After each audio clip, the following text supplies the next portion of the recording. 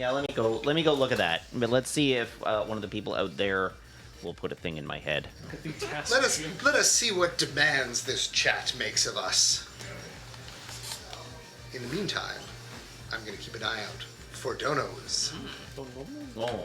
Dono. Okay, well, this is a question that at least 2 people in this room probably have opinions on. All right. And it will help me because it's something that I do occasionally and would like advice on. All right. This says, "Hi, Doctor's Desert Bus. Help me take photos. You guys like cameras and I wanted to know some advice on how to take photos of light boxes. Thanks to the confidence gained from taking part in the craft along, thank you so much. My wife and I opened up an Etsy store to help with this. I take the photos for the store and edit them. However, since they are emitting their own light and the whole thing works based on shadows, I find taking photos of them really difficult. Can you give any advice?"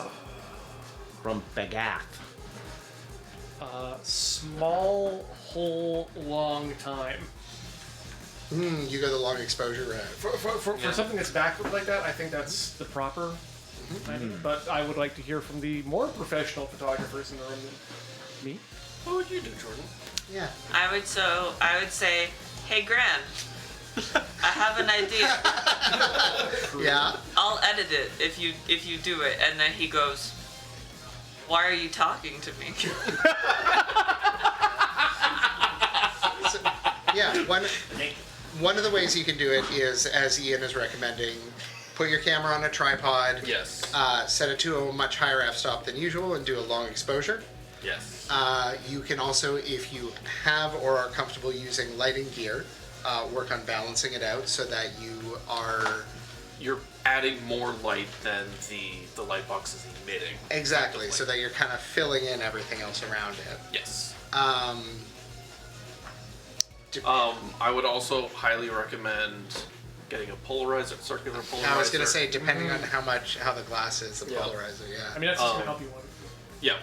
And you can easily also use some poster board or just a big sheet of paper.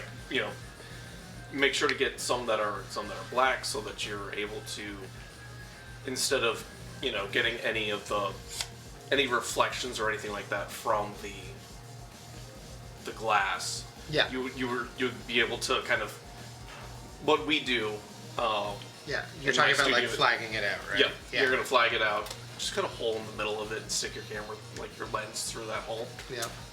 And then you're not gonna see any reflections coming through or anything like that. If you're going direct onto the light box. And because I know we breezed past it a little quickly there, if you haven't had one, you haven't used one, circular polarizers are fantastic for that. Yes. Just goes on the end of your lens, and you can still twist it, and it just allows you to dial the reflections up or down. Yep. It is also great for shooting outdoors with the sky, and it will allow you to dial the sky, the depth of the blue, kind of up or down, just by spinning it. You can see it immediately. Yep. I think it's really cool. It makes the sky look pretty. Yeah. And if you are day job, I deal with automotive stuff. It's also very much what we do in the automotive field. But that's not what we're talking about. But at the end of the day, yeah, definitely tripod, definitely working, you're gonna have to get outside of the auto modes. Definitely a circular polarizer of some sort, definitely some bounces, some flags, some lighting. Just overall, when it comes to photography, videography, any kind of visual medium, lighting is so much more important than what you're taking the picture with.